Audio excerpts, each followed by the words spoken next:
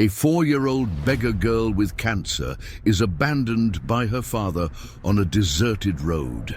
Years later, he saw her on TV and discovered something shocking. Comment giving a rating from 0 to 10 for my story. Your opinion is very important, and subscribe to my channel to support my work. I count on your help. The scream sliced through the muggy afternoon air like a razor, echoing through the cobblestone streets of the historic town at exactly 3 in the afternoon. The 30-year-old businessman, with the looks of a daytime soap star and the swagger of a movie stud, nearly dropped his coffee mug as he stepped away from the window of his luxury apartment. It was always at the same time, always with the same desperate intensity. For 3 weeks straight, that sound had been coming from the colonial house across the street, a faded yellow 2-story structure with peeling blue window frames that clashed with the elegance of the modern building where he lived. His fortune, accumulated through investments in the stock market, had provided him with the best apartment in the area, but not all the money in the world could silence those screams that pierced his soul. "Must be a kid throwing a tantrum," he muttered to himself, straightening his tie before returning to work. As the owner of one of the largest construction companies in the region, he was used to solving complex problems, but he preferred to keep his distance from other people's dramas, especially after 5 years of living alone. Since losing his wife on a rainy night, he preferred not to remember. Across the street, inside the colonial house, the 4-year-old girl huddled in the corner of the kitchen, her fragile appearance making her seem barely 2. The 38-year-old woman tightly held a metal spoon that she had heated on the electric stove, her eyes red from alcohol, fixed on the child trembling before her. "You're a curse on this house," hissed the aunt, her voice slurred from the cheap whiskey she'd been drinking since noon at the local dive bar. "Because of you, my sister is gone. Because of you, I lost everything." The spoon came down hard on the girl's small arm, leaving a red mark that would join the other scars that dotted her skinny arms. The child bit her lip to avoid screaming louder. She had learned that screams only enraged her aunt, who had worked at City Hall until she was fired for constant absences caused by her addiction. The girl closed her eyes and tried to remember her mother's soft voice, singing that song before she went to sleep. It was all that remained of her now, fragments of memories and a melody that insisted on echoing in her mind in the most painful moments. "Stop whining," grunted the aunt, putting the spoon back in the drawer as if it were the most natural gesture in the world. "Go to your room, and I don't want to see you until tomorrow. And if you get charcoal all over the walls again with that filthy stuff, you'll see what real punishment is." The girl ran to the small room at the back of the house, a stuffy space with an old bed and a crucifix on the wall. There, she curled up in the thin sheet and began to hum her mother's song softly, the only thing that still comforted her. She didn't know that, across the street, someone had finally paid attention to that melody. The businessman stopped reviewing the contracts when he heard the faint but distinct sound. He knew that song. His wife used to sing it when she cooked, a popular tune that talked about free birds. But where was it coming from? He approached the window again, his eyes scanning the facade of the colonial house. One of the back windows was ajar, and from there came that childish voice, trembling but persistent. For the first time in 3 weeks, he felt something other than simple annoyance. There was something in that voice that struck a sensitive chord in his chest, something that reminded him of responsibilities long buried under layers of work and isolation. His net worth in dollars seemed endless, but no amount of wealth could fill the emptiness he carried since his wife's departure. In the house next to the colonial, the 61-year-old retired teacher was watering her begonias when she heard the girl singing. Unlike the businessman, she could no longer ignore the signs. During her 40 years teaching elementary school, she had developed a sixth sense for children in distress. How strange, she thought, watching the windows of the house. The woman who lived there had always been troubled, But since she had taken custody of her orphaned niece, something had changed in the air of that house. The girl never played in the yard, never ran through the streets like the other children in the historic town. The teacher dried her hands on her apron and made a decision. The next morning she would pay a courtesy visit to her neighbor. It had been a long time since she had properly talked to the woman, and maybe it was time to get to know the little girl better. Meanwhile, the businessman remained at the window, an uncomfortable feeling growing in his chest. The music had stopped, but something in those few minutes had awakened memories that he preferred to keep dormant. Memories of a former employee who had resigned abruptly 5 years ago, a few months before his wife's accident. She was a kind woman, always humming while organizing the construction company's files. Then suddenly she had simply disappeared from his life, leaving only a formal resignation letter and many unanswered questions. He had never thought about her again, until he heard that familiar song echoing from a house where a child seemed to suffer in silence. The sun began to set over the mountains surrounding the town when the girl finally fell asleep, exhausted by pain and fear. Her small fingers clutched the sheet, and in her dreams, she flew like the bird she secretly drew on the kitchen walls with pieces of charcoal found in the yard. Across the street, the businessman closed the curtains and tried to get back to work, but he couldn't concentrate. Something had changed that afternoon, something he didn't yet fully understand. For the first time in years, he felt that perhaps it was time to pay attention to what was happening beyond his own windows. Night fell on the historic town, but the echo of that children's song continued to resonate in the mind of a man who had spent 5 years running away from his responsibilities, and a retired teacher who had never been able to ignore a child's suffering. The next morning brought with it the aroma of fresh bread from the local bakeries and the typical bustle of the town waking up for another day. The retired teacher put on her best floral dress and combed her grey hair with extra care. There was something in that child's voice that wouldn't leave her alone, an echo of hopelessness that she recognized from her years as an educator. At 9 o'clock sharp, she knocked on the door of the colonial house. The sound echoed through the silent interior until shuffling footsteps approached. The aunt opened the door with a swollen face and red eyes, clearly suffering the effects of the previous night's drinking.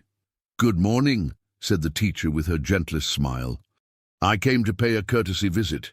It's been so long since we've had a proper chat." The aunt hesitated, running her hand through her disheveled hair. "Oh, teacher, it's not a good time. The house is a mess." "Nonsense, dear. We've been neighbors for so long." The teacher took a step forward, forcing the aunt to back up. "And I would love to meet your niece. I heard she's a lovely girl." The aunt's face hardened for a moment before forcing a weak smile. "The girl is sick. High fever. Best not to get close." At that moment a soft noise came from the kitchen, the sound of something being dragged on the floor. The teacher pricked up her ears, immediately recognizing the sound of a child trying to move silently. "Maybe I can help," insisted the educator. "I have experience with sick children. I raised 3 kids. You know how it is." "No need, no," the aunt replied quickly, blocking the entrance with her body. "I already took her to the doctor. It's just a cold. It will pass soon." The teacher noticed the aunt's nervous hands, the way she avoided eye contact, and especially the strong smell of alcohol emanating from her, even though it was so early. All the signs she had learned to recognize during decades of dealing with troubled families. Across the street, the businessman watched the scene from his window while having breakfast. He had woken up earlier than usual, disturbed by confused dreams, where a child's voice mingled with memories of his former employee. When he saw the teacher at the door of the colonial house, a strange curiosity washed over him. The educator finally said goodbye to the aunt, but not before casting an inquisitive look inside the house. There was something deeply wrong there, and her experience told her that a child was suffering. As she walked back to her house, she decided that she needed to find a way to verify her suspicions. Inside the colonial house, the aunt slammed the door shut and headed to the kitchen, where she found the girl crouching behind the table trying to hide. The child had tried to reach a glass of water from the sink, but her height didn't allow it, and she had knocked over a chair in the process. "Didn't I tell you to stay in your room?" snarled the aunt, her irritation intensified by her hangover and the unexpected visit. "I was thirsty," murmured the girl, her big eyes fixed on the floor. "Thirsty?" The aunt laughed bitterly. "You want water? Then go get it in the yard. And since you like to make so much noise, you can stay out there until I decide you can come in." The girl went out to the small backyard, a space surrounded by high walls and dominated by a single mango tree. There she sat on the ground and began to draw with a piece of charcoal she had found near the wood stove. It was always birds, small, large, some flying, others perched on imaginary branches. Each stroke represented her dream of freedom, of flying away from that house where pain was her only constant companion. The hours passed slowly. The aunt had locked the back door, leaving the girl in the yard under the strong midday sun. The child began to feel dizzy, but she knew that knocking on the door would only result in more punishment. So she began to sing her mother's song softly, the melody being her only source of comfort. It was this melody that reached the businessman's ears again. This time, he couldn't ignore it. There was something too familiar in that voice, in that specific song. He picked up his cell phone and, almost without thinking, began to record. He didn't know exactly why, but an instinct told him that he might need that evidence. While recording, fragments of memories began to fit together in his mind. His former employee hummed that same song while she worked. The woman who had been an exemplary employee until she disappeared abruptly. The woman who always spoke fondly about her little daughter, a girl named "her daughter," muttered the businessman, his cell phone trembling in his hands. His former employee's daughter was named that. The realization hit him like a punch to the gut. The child suffering in the house across the street was the daughter of his former employee, the kind woman who had worked for him for 3 years before simply disappearing. How hadn't he made this connection before? The businessman put away his cell phone and began to pace back and forth in his apartment. He vaguely remembered the employee mentioning family problems, a sister she didn't get along with, financial difficulties. But he was so absorbed in his own problems at the time, the growing conflicts with his wife, the problems at the company, that he hadn't paid due attention. His financial investments and Bitcoin dealings occupied his whole mind in those days. Now 5 years later, his employee's daughter was across the street, and from the sounds coming from that house, she wasn't in a good situation. The guilt the businessman carried for the loss of his wife multiplied, now including regret for not having helped his employee when she clearly needed it. At 3 in the afternoon, punctually, the screams started again. This time, the businessman didn't step away from the window. He watched with growing horror as through the kitchen window of the colonial house he saw a female silhouette moving aggressively. He picked up his cell phone again and started recording, this time with more determination. What he saw through the cell phone screen made him nauseous. The aunt was holding something in her hands. It seemed to be a kitchen utensil, and gesturing violently towards a small figure he could barely distinguish. The girl's screams echoed through the afternoon, and this time the businessman couldn't pretend they were just childish tantrums. When the silence returned, he remained at the window for a few more minutes, his heart pounding in his chest. He had just witnessed something that would change everything. The question now was, what would he do with this information?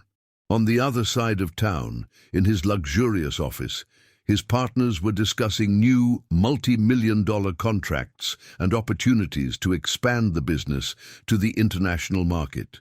His net worth grew exponentially each month, but at that moment, all his wealth seemed insignificant in the face of what he had discovered. That night, The girl slept on the floor of the yard, where the aunt had left her as punishment for making too much noise during the afternoon. The child curled up in her own t-shirt and looked at the stars through the branches of the mango tree.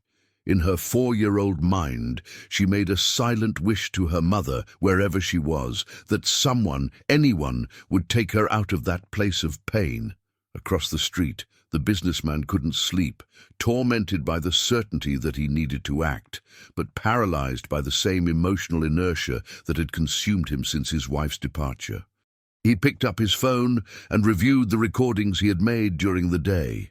The evidence was clear and disturbing. He knew he could no longer pretend he didn't see, didn't hear, didn't know. The retired teacher also spent the night awake, tormented by the certainty that a child was suffering a few feet from her house. Her 4 decades as an educator had taught her to recognize the signs, and all of them were present in the colonial house. At 2 in the morning, she made a decision. The next morning, she would no longer attempt a social visit. She would contact the appropriate authorities and file a formal complaint. Meanwhile, the businessman stared out the same window from which he had observed the girl's suffering, his hands shaking as he held the cell phone with the recordings. He had the money, the resources, and the connections needed to help, but he also had the paralyzing fear of getting involved in a situation that could bring up issues about his own past. His fortune, accumulated through profits and dividends from years of hard work, could solve any financial problem, but it couldn't cure the cowardice that prevented him from acting. The early morning hours ticked by, and 3 adults remained awake, each struggling with their own conscience, while a 4-year-old child slept on the cold floor of a backyard, dreaming of free birds and of someone who would come to save her from her silent nightmare. 3 days had passed since the businessman discovered the child's identity, and guilt consumed him like a slow-burning fire. During those days, he had systematically documented the episodes of violence, always at 3 in the afternoon, always with the same methodical brutality. His collection of videos and audios grew, but his courage to act remained paralyzed by the same cowardice that had haunted him since the night he lost his wife. On that Thursday morning, the retired teacher made a decision that would change the course of everything. She had spent the night awake, tormented by the certainty that a child was suffering a few feet from her house. Her 4 decades as an educator had taught her to recognize the signs, and all of them were present in the colonial house. She decided to approach the situation differently. Instead of attempting another direct visit to the aunt, she opted for a more subtle strategy. At 7 in the morning, she positioned herself in the side yard of her house, the place from where she had the best view of the backyard of the colonial house. What she saw horrified her. The girl was sitting under the mango tree, completely alone, wearing only a torn t-shirt and underwear. Her small arms were marked by obvious burns, some still red and inflamed. The child was drawing on the ground with a piece of charcoal, creating shapes that the teacher recognized as birds. "Oh my God," whispered the educator, her hands trembling as she held the fence that separated the yards. It was worse than she imagined. Much worse. The girl looked up and saw the lady watching her. For a moment, the two stared at each other in silence. Then, to the teacher's surprise, the child smiled, a weak but genuine smile, and waved shyly.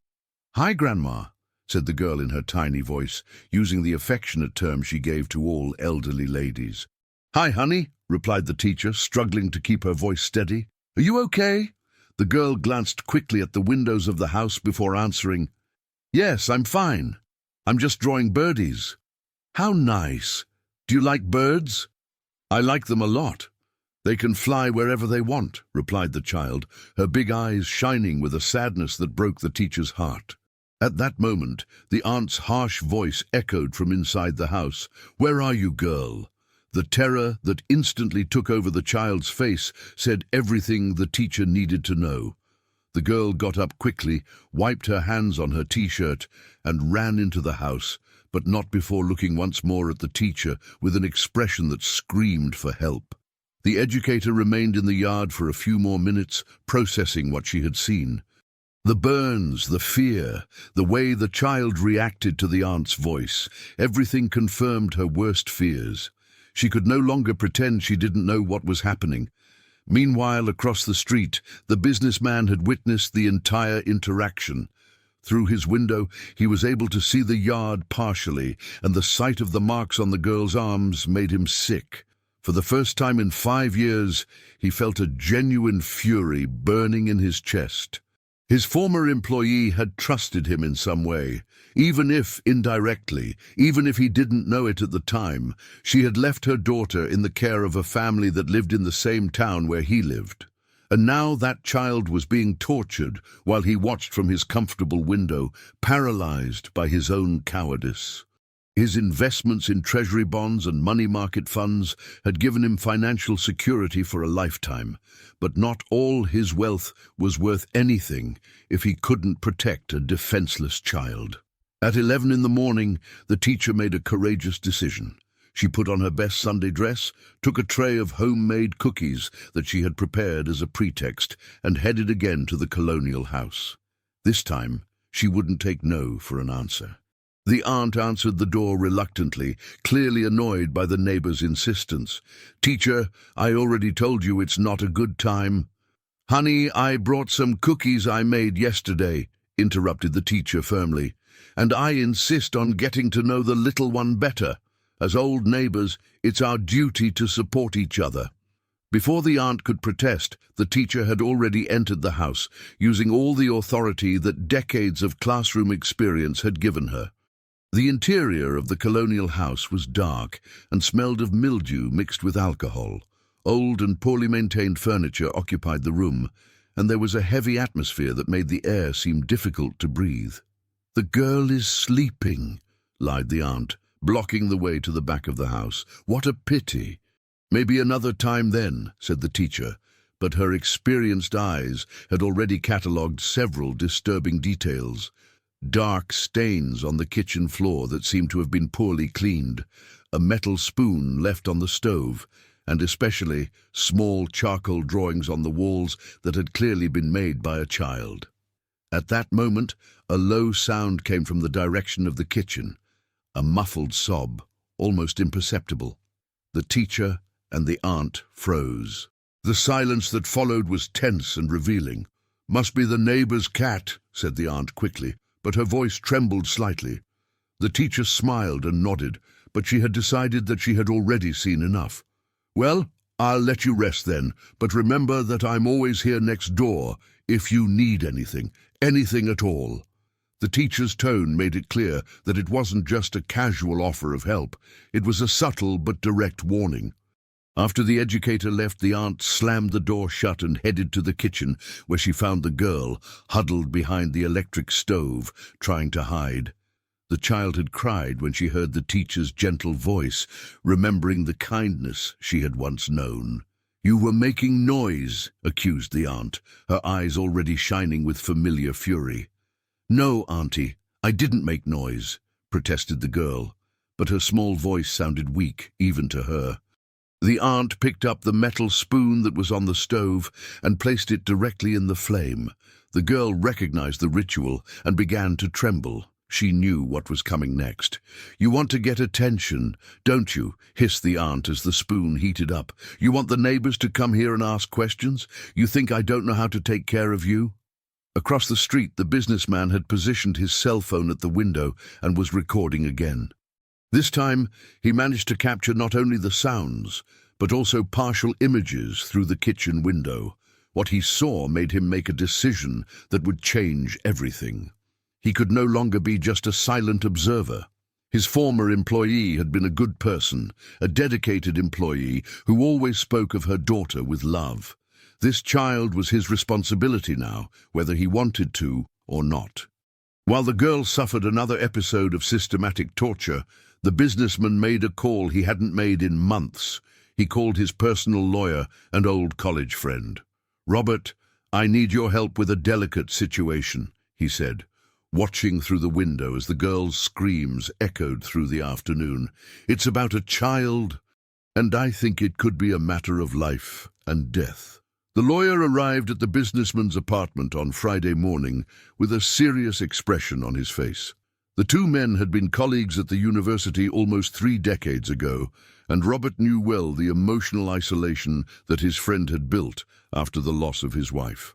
That's why the urgent phone call the night before had surprised him so much. "I need you to tell me exactly what's going on," said Robert, sitting in the spacious living room of the apartment. "You talked about a child in danger, but I need details." The businessman poured coffee and stood near the window, the place that had become his obsession in recent days. "The girl who lives in the house across the street is the daughter of a former employee of mine. She is being mistreated by the aunt who takes care of her." "Mistreated how?" asked Robert, taking a notepad from his briefcase. "Burns, daily screams, neglect." The businessman paused, struggling with the words. "I have recordings, Robert, evidence of what's happening." Robert was silent for a moment, processing the information. "This is very serious. If you have evidence of child abuse, you need to contact Child Protective Services immediately." "I know," replied the businessman, running his hands over his face. "But there's something more. The employee worked for me for 3 years. She left abruptly 5 years ago, a few months before my wife's accident. I never understood why, but now you feel responsible," completed Robert, understanding the emotional complexity of the situation. The businessman nodded. "If I had paid more attention at the time, maybe I could have helped. Maybe she wouldn't have had to leave her daughter with that woman." At that moment, the familiar sound of screams echoed from the house across the street. Even though it was only 9 in the morning, both men turned to the window, and Robert could see the expression of anguish on his friend's face. "Does this happen every day?" he asked, horrified. "At 3 in the afternoon, religiously?" "But sometimes at other times too," replied the businessman, picking up his cell phone. "Do you want to see the recordings?" Robert watched the videos in growing silence, his face paling with each scene. As a lawyer specializing in family law, he had seen many cases of child abuse, but something about the systematization of that violence disturbed him deeply. "We can't wait any longer. I need you to give me all these recordings today. I'm going to contact Child Protective Services and the district attorney's office. This child needs to be removed from that house immediately." That afternoon, while the two men were planning the intervention, a coordinated operation was being assembled. The retired teacher had made her own report to the authorities, using her experience as an educator to provide accurate details about the signs of abuse she had observed. By a coincidence that would change the girl's destiny, 2 simultaneous reports reached the authorities on the same morning, confirming the severity of the situation. At 2 in the afternoon, a team was being formed to intervene before the next episode of violence happened. The social worker, accompanied by 2 law enforcement officers, was heading to the colonial house. The businessman watched everything from his window, his heart pounding in his chest. Finally, after days of paralysis, he had managed to act. His financial assets and capital accumulated over the years gave him the power to influence the situation. But at that moment, the only thing that mattered was saving an innocent child. "You did the right thing," said Robert, placing his hand on his friend's shoulder.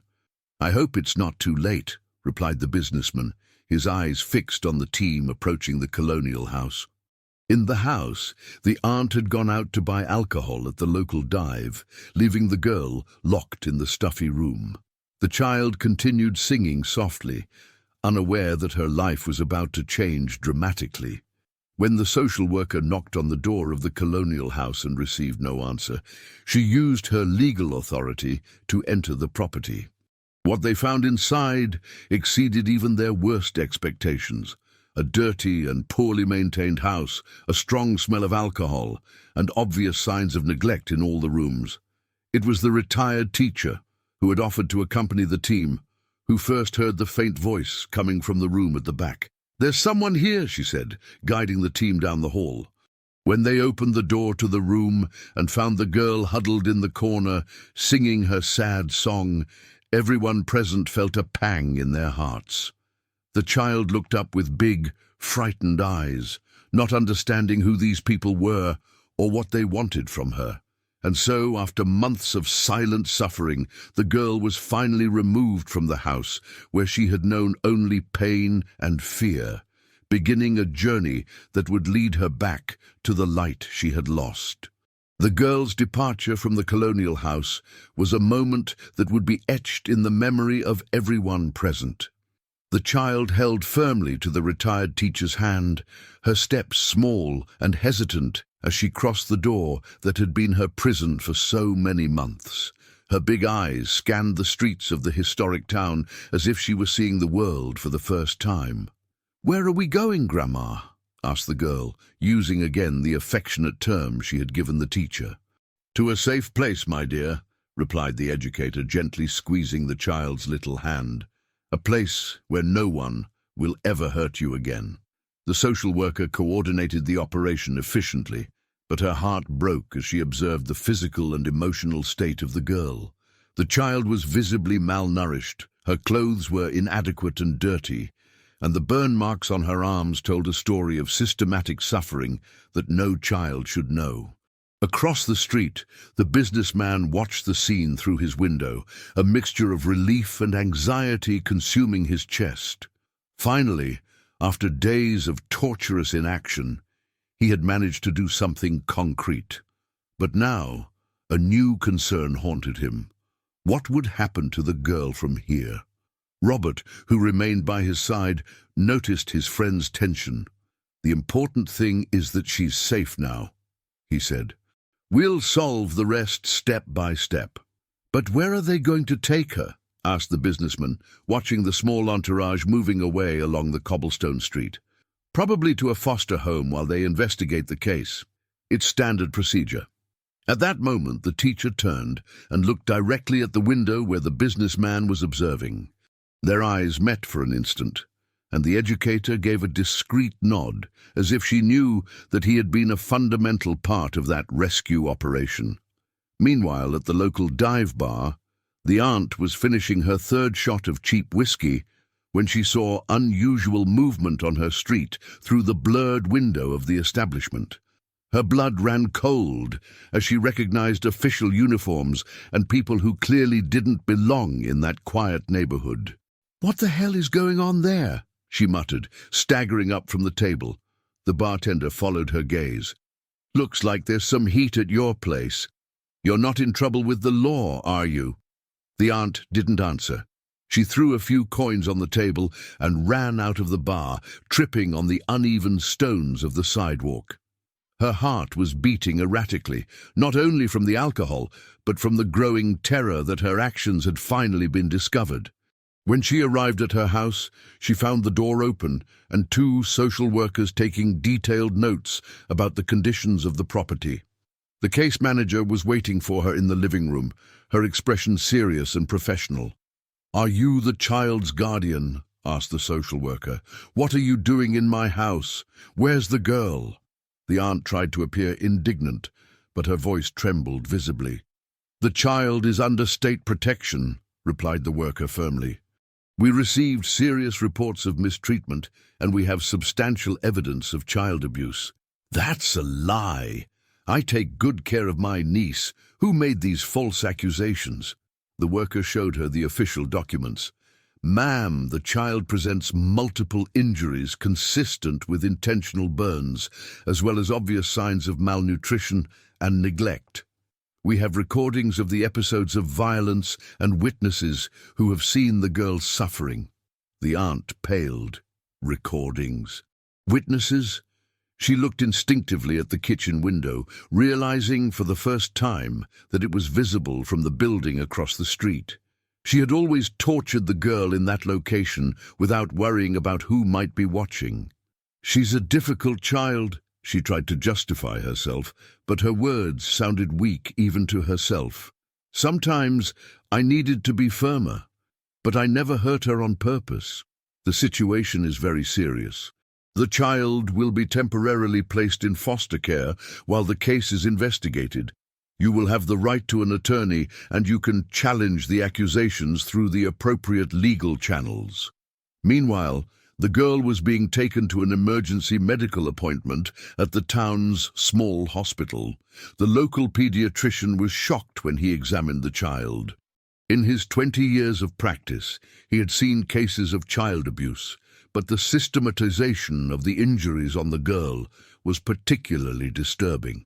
"These burns are all intentional," he explained to the social worker after the exam.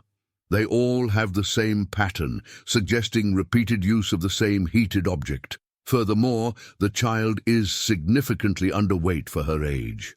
"How long will she need to recover physically?" asked the worker. "The burns will heal with proper care, but the psychological trauma, that will take much longer." The girl, wearing clean hospital pajamas, was sitting on a bed in the pediatric ward, watching everything around her with a mixture of fear and fascination. It was the first time in months that she was in a truly clean and safe environment. The teacher had remained with her throughout the medical exam, offering herself as a figure of family support. "Grandma, can I stay with you?" asked the girl, holding the educator's hand. "We'll see what's possible, my dear," replied the teacher, touched by the trust the child placed in her. The social worker, observing the interaction between the two, began to form an idea. The teacher was a respected person in the community with experience in early childhood education, and clearly the girl felt safe with her. Perhaps there was a solution that didn't involve separating the child even further from someone she already considered family. That afternoon, while the girl rested in the hospital under medical care, an important meeting was taking place in the Office of Child Protective Services. The social worker, the teacher, Robert and, to everyone's surprise, the businessman, were gathered to discuss the immediate future of the child. "Sir, I understand that you knew the girl's mother," said the worker, consulting her notes. "She worked for my company for 3 years, confirmed the businessman, his voice filled with emotion. "She was an exemplary employee and a dedicated mother. If I had known what was happening with the child—" "The important thing is that now we know," interrupted the teacher. "The question is, what do we do from now on? This child needs stability, love, and specialized care." The worker turned to the teacher. "Ma'am, would you be willing to become a temporary foster parent, considering that she has already established a bond with you?" The teacher didn't hesitate. "Of course, I have experience with children. My house is suitable and, well, I think the girl and I have already chosen each other." Robert spoke up. "My client would like to contribute financially to the child's care. He feels responsible considering his connection with the mother." The businessman nodded. "I want to ensure that she has access to the best medical and psychological care available. I would also like to get to know her better, if that's appropriate. I feel I owe it to the memory of her mother." When the meeting ended, the businessman felt relieved to finally have a concrete way to help. But he was also nervous about the prospect of personally meeting the daughter of his former employee. What kind of connection could they form? And mainly, would he be able to overcome his own guilt to become a positive presence in the girl's life? That night, the child slept in a clean and safe bed for the first time in months. In the guest room of the teacher's house, surrounded by borrowed stuffed animals and covered with a warm blanket, she finally managed to rest without fear. Her last thoughts before falling asleep were about birds, no longer the trapped birds she drew on the walls of the aunt's house, but free birds flying high in the blue sky. The girl's first week at the teacher's house was a period of delicate discoveries and gradual healing. The child woke up every morning at 6 o'clock, the time she used to be awakened by the aunt with screams, and remained still in bed, waiting for the first sign of violence. When she realized that there was only silence and the aroma of fresh coffee coming from the kitchen, a shy relief took over her small heart. The teacher, with her decades of experience dealing with traumatized children, knew that recovery would be slow. She established a gentle routine: breakfast at the kitchen table illuminated by the sun, then free time in the flowery yard, and always, always a lot of patience with the sudden silences and the tremors that still afflicted the girl. "Good morning, my little blossom," said the teacher every morning, using a gentle tone that made the girl's eyes fill with tears, not of pain, but of an emotion she had almost forgotten existed. On the third day, something extraordinary happened. The girl was in the teacher's yard, watching a hummingbird that visited the red flowers of the garden, when she began to hum her mother's song softly. But this time, for the first time in months, her voice wasn't muffled by fear. The teacher, who was watering the nearby plants, stopped to listen. It was a beautiful melody, full of longing but also of hope. When the girl finished, she looked at the educator with an almost surprised expression on herself. "My mother sang that song," she said, her voice still weak but firmer than before. "She was a mother who loved you very much," replied the teacher, squatting next to the child. "And I'm sure she would be very happy to know that you are safe now." It was at that moment that the businessman appeared at the gate. It had been 3 days since he had gathered the courage to make that visit, always finding an excuse to postpone it. Robert had arranged the meeting with the teacher, explaining that it would be important for the girl's healing process to meet people who had loved her mother. The child hid behind the teacher when she saw the tall and well-dressed man approaching. The businessman stopped a few feet away, noticing the fear in the girl's eyes. "Hi," he said softly, squatting down to get closer to her height. "My name is... well, you can call me Uncle. I knew your mommy." The girl's eyes widened. It had been so long since anyone had talked about her mother that she had begun to wonder if her memories were real or just dreams. "You knew my mother?" she asked shyly, coming out from behind the teacher. "Yes, I knew her. She worked with me and always spoke of you with great affection. She said that you were the most important thing in her life." The girl processed this information in silence for a few moments. Then, to everyone's surprise, she took a step towards the businessman. "She sang a song to me," she said. "The teacher lady said that she loved me very much." "Your mother loved you more than anything in the world," confirmed the businessman, feeling an intense emotion rising in his throat. "And she would be very proud to see how brave you are." During the following weeks, the businessman began to visit the girl regularly. Always accompanied by the teacher and always respecting the child's pace, he gradually became a familiar and comforting presence in her new life. His businesses continued to prosper, his profits from dividends increased monthly, and his investments in cryptocurrencies had yielded considerable fortunes. But for the first time in years, money was just a means to an end, ensuring that that child had everything she needed. It was during one of those visits that something happened that changed everything. The girl was playing in the yard with some toys that the businessman had brought. Not expensive or extravagant toys, but simple things like crayons and paper, which she used to draw her favorite birds. "Uncle," she said. She had started calling him that spontaneously. "Can you tell me more things about my mother?" The businessman sat on the floor next to her, something he had never imagined doing before. "Sure. Your mother was very smart. She organized all the important papers in my company and never made mistakes." "Was she pretty?" asked the girl, drawing what appeared to be a woman next to a bird. "She was very pretty, and she had a smile just like yours when you're happy." The girl smiled, and the businessman realized that it was the first time he had seen that child truly happy. The smile illuminated her whole face, transforming her completely. "Uncle, can you be my daddy now?" she asked suddenly, with the cruel innocence that only children possess. The question hit the businessman like lightning.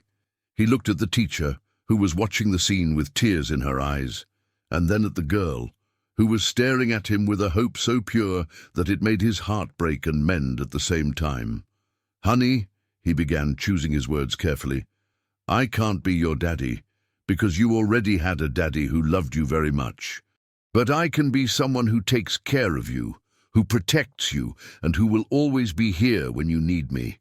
The girl considered this for a moment. Like a real uncle? Exactly like a real uncle. That night, after the girl fell asleep, the teacher and the businessman talked for a long time on the porch of the house. The educator had noticed the transformation not only in the child, but also in the businessman. He had exchanged his formal suits for more casual clothes during the visits. His laughter had become more frequent, and she could see that taking care of the girl was healing something deep inside him. "She's recovering well," said the teacher. "But she still has nightmares some nights, wakes up crying and calling for her mother." "It's understandable," replied the businessman. "She's been through so much trauma. Do you think we should seek specialized psychological help?" "I'm already arranging that. I know an excellent child psychologist in the neighboring town. She can come here a few times a week." "I'll pay all the costs," said the businessman immediately. "Can I ask you something?" "Sure." "Why do you feel so responsible for the girl? I know you knew her mother, but there's something more, isn't there?"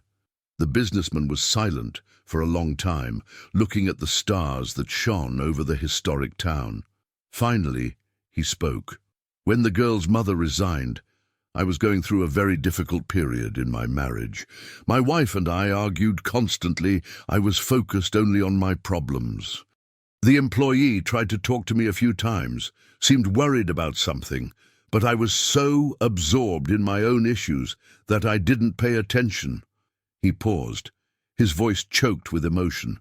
"If I had been a better boss, a better human being, maybe she would have felt comfortable telling me about her difficulties. Maybe I could have helped, prevented her from having to leave her daughter with her sister." "You can't blame yourself for that," said the teacher softly. "I can, and I'll carry that guilt forever. But now I have a chance to do something right, to honor her memory by taking care of her daughter." That night, the businessman made a decision that would change not only his life, but also the girl's future. He would contact Robert the next morning to discuss the possibility of becoming officially responsible for the child, along with the teacher. Meanwhile, in the guest room, the girl slept peacefully for the first time in her life. In her dreams, she flew with the birds she drew, but now she didn't fly to escape. She flew for pure joy, knowing that there were people who loved her waiting when she came home. 2 weeks after the conversation on the porch, the girl had transformed into an almost unrecognizable child. Her hair, before always dirty and tangled, now shone under the teacher's loving care. Her cheeks had gained color, her eyes had regained the natural sparkle of childhood, and she had begun to talk more, sharing little stories and asking curious questions about the world around her. On that Tuesday morning, something unexpected happened.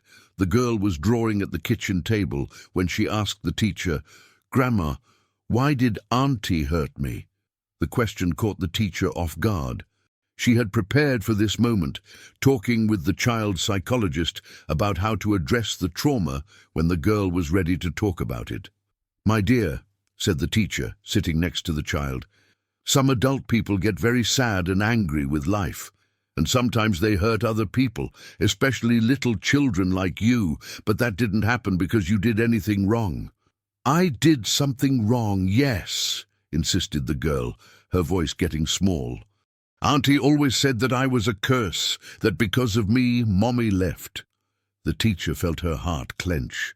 "Honey, look at me," she said, gently holding the child's face. "Your mommy didn't leave because of you. Your mommy loved you more than anything in the world, and you never, never were a curse. You are a blessing." At that moment, the doorbell rang. It was the businessman arriving for his daily visit. When he entered the kitchen and saw the girl with red eyes, he immediately worried. "What happened?" he asked, squatting next to her chair. "The girl was telling me about her feelings," explained the teacher. The child looked at the businessman with a serious expression beyond her 4 years. "Uncle, Auntie said that I killed my mother. Is it true?" The question was like a punch to the gut for the businessman.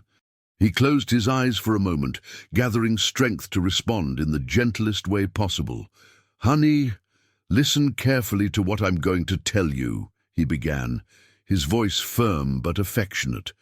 "Your mother passed away because she got sick, very sick.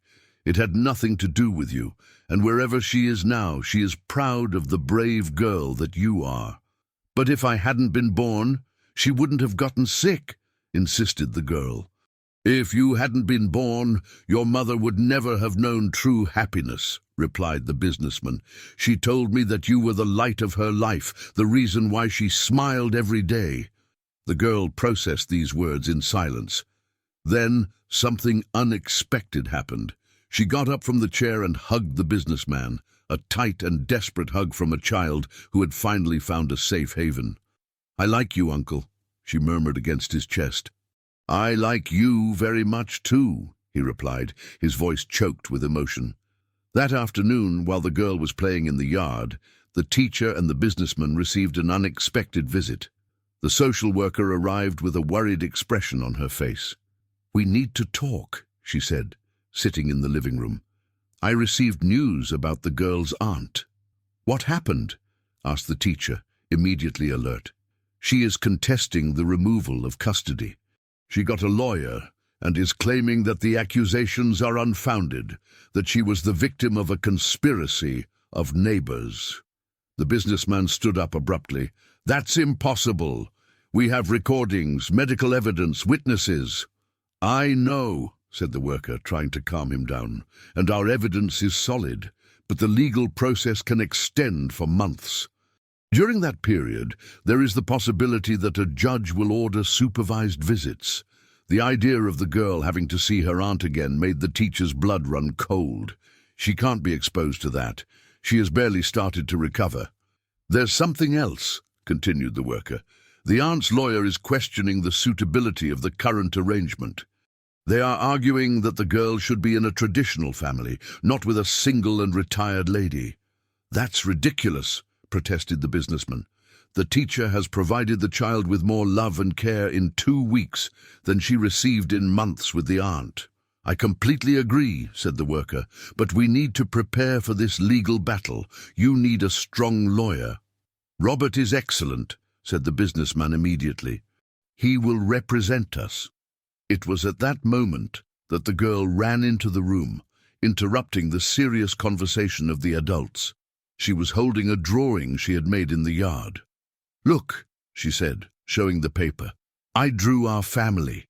The drawing showed 3 figures: a grey-haired woman who clearly represented the teacher, a tall man in a suit who was the businessman, and between them a small girl smiling. Everyone was holding hands, and there were colourful birds flying around them.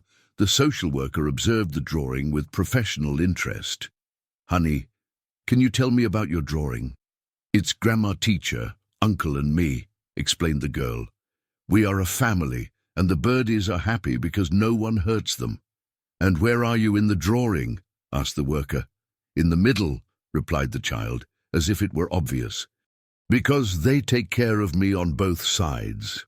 After the worker left, the businessman stayed at the teacher's house until late, the 2 adults discussing strategies to protect the girl from a possible prolonged legal battle. "There's something I need to tell you," said the businessman finally. "I talked to Robert about the possibility of adoption." The teacher raised her eyes, surprised. "Adoption?" "A joint adoption," he explained. "Both of us, as a permanent foster family. Robert said that cases like this are rare, but possible, especially considering the unique circumstances of the situation. That would mean... It would mean that we would become legally responsible for the girl. Forever. She would have a stable home, resources for education and health, and mainly people who love her unconditionally." The teacher was silent for a long moment, processing the proposal. "And are you sure that's what you want? Raising a child is not something temporary. It's a lifelong commitment." "I'm absolutely sure," he replied without hesitation. "The girl has already changed my life in ways that I didn't even imagine were possible. She gave me a purpose that I had lost a long time ago. My wealth, my investments in gold and stocks, all of that only makes sense now if I can use it to give her the future she deserves." And if her mother wouldn't approve? Asked the teacher. The businessman thought carefully before answering.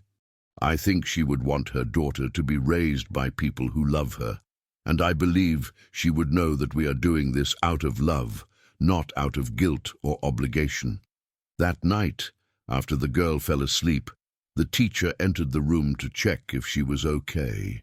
The child slept peacefully, hugging a teddy bear that the businessman had brought. On her bedside table was the drawing of the family she had made, as if it were her most precious treasure. "My little warrior," whispered the teacher, adjusting the blanket. "You don't know it yet, but you have 2 people willing to move mountains to protect you." Across town, in his apartment, the businessman looked out the same window from which he had observed the girl's suffering months ago. But now, instead of guilt and paralysis, he felt determination and hope. It didn't matter what the aunt and her lawyer tried to do. He and the teacher would fight with all their might to ensure that the girl never again knew fear and pain. His financial resources, his fortune accumulated over the years, everything would be used to protect that child who had become the center of his new life. The battle for official custody of the girl was just beginning, but she had already conquered something much more important, a family that truly loved her. The legal battle began 3 weeks later, and with it came a discovery that no one expected. Robert had spent days investigating the aunt's background when he found information that completely changed the course of the case. In his office, he presented his findings to the businessman and the teacher with a serious expression. "You need to know what I discovered about the aunt," said Robert, spreading documents on the table. "She is not just a woman with problems with alcoholism. There is something much more serious here." "What do you mean?" asked the businessman, leafing through the papers.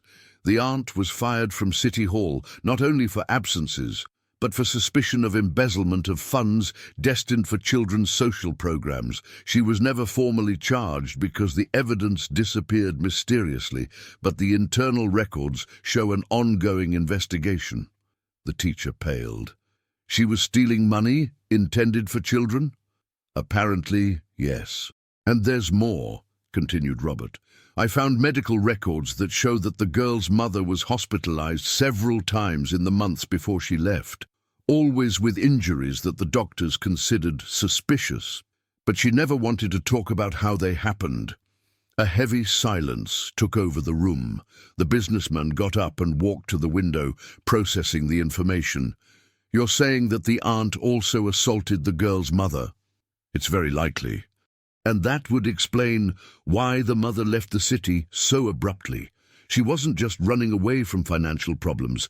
She was running away from her own sister." The teacher covered her face with her hands. "Oh my God! And she left her daughter with that woman? Why?" "Probably had no choice," replied Robert. "The mother was sick, had no resources, had nowhere to go. The aunt must have taken advantage of her sister's desperate situation." At that moment, the door to the office opened, and the social worker entered with an urgent expression on her face. "Robert, I'm glad you're all here. I have important news." "What happened?" asked the businessman. "The aunt was arrested last night, public intoxication and assault on a shopkeeper in downtown, but that's not all." The worker paused, taking a deep breath. "During the arrest, she made some disturbing statements about the girl." "What kind of statements?" asked the teacher, fearing the answer.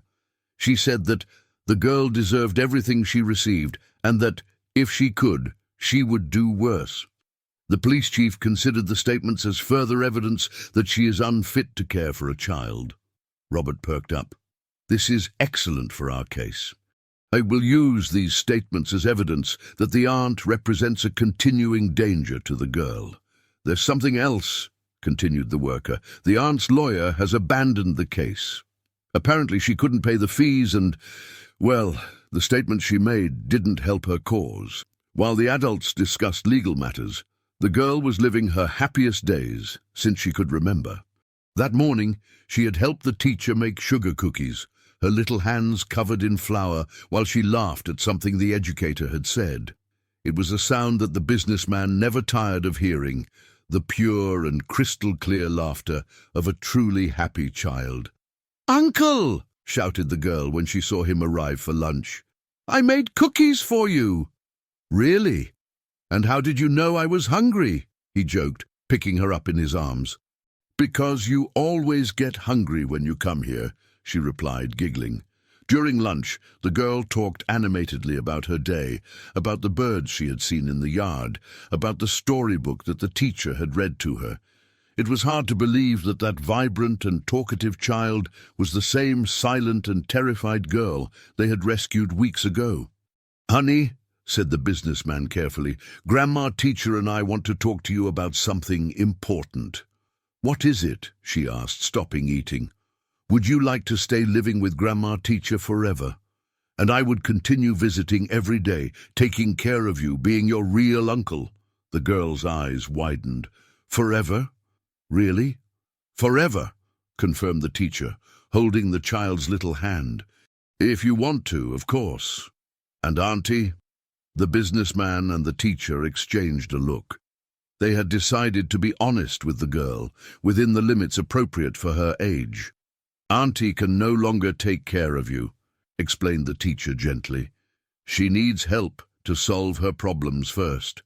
The girl was quiet for a moment, processing the information. Then, to the surprise of the adults, she smiled, a huge and radiant smile.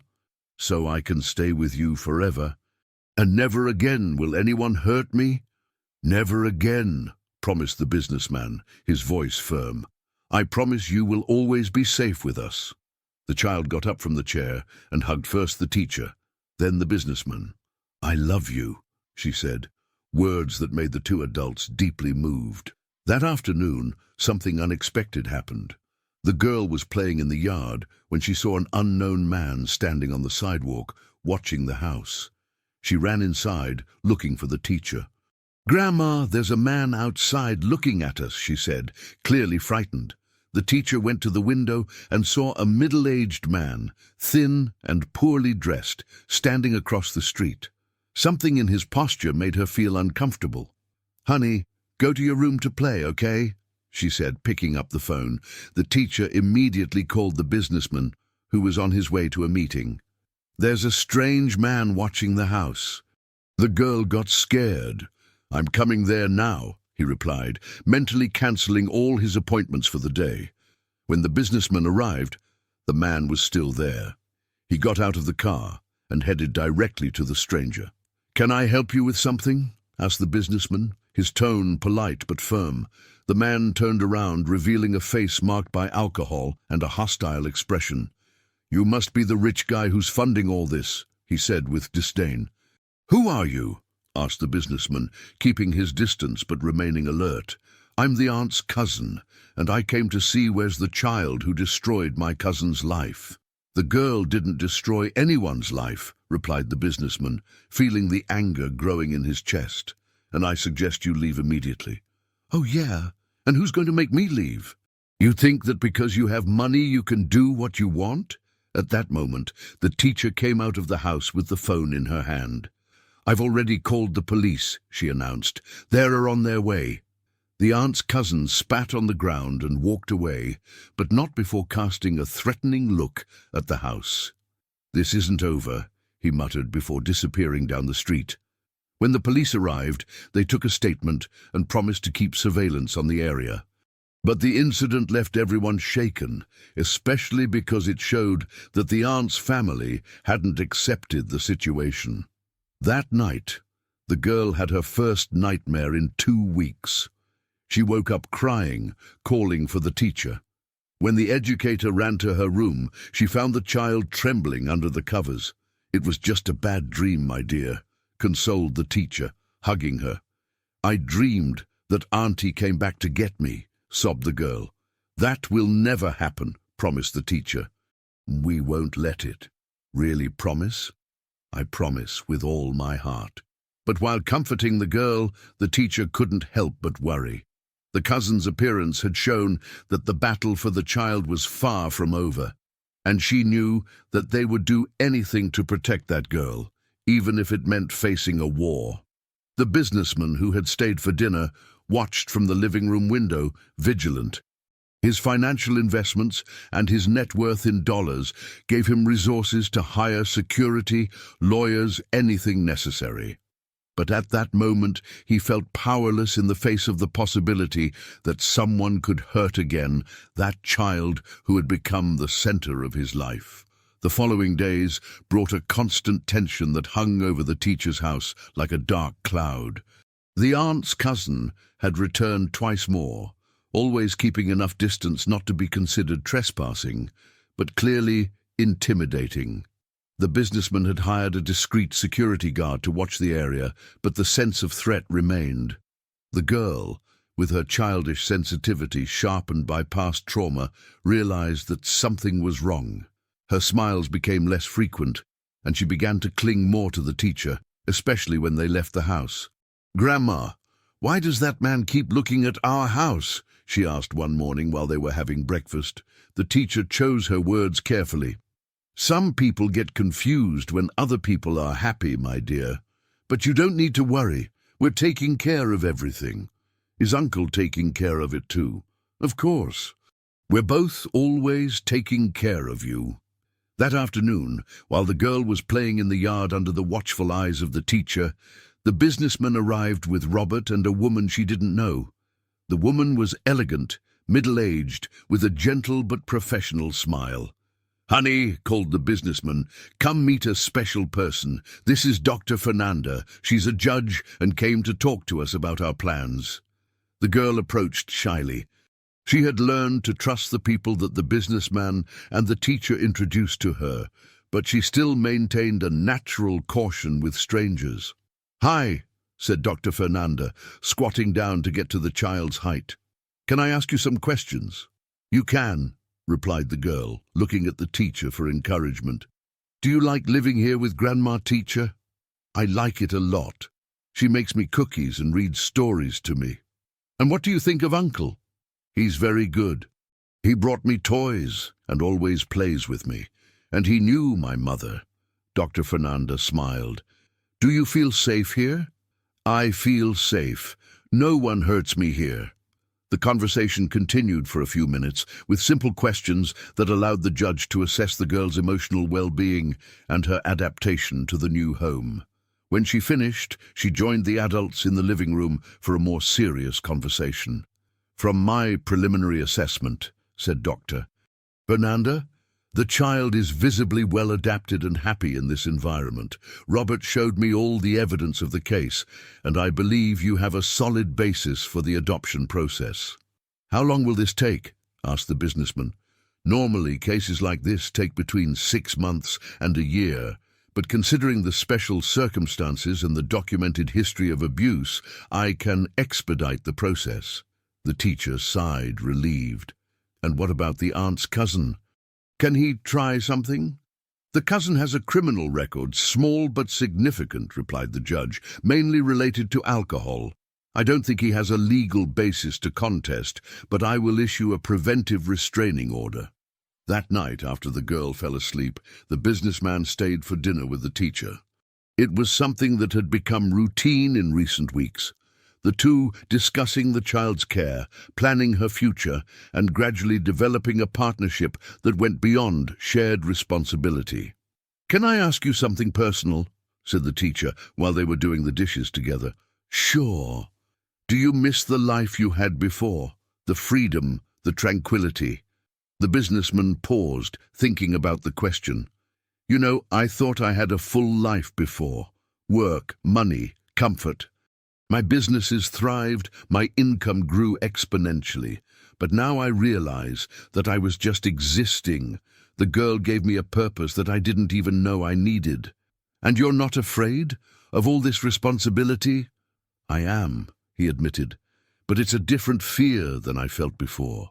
Before I was afraid of getting involved, of committing, of suffering again. Now I'm afraid of not being good enough for her, of failing when she needs me." "That means you've already committed," observed the teacher with a smile.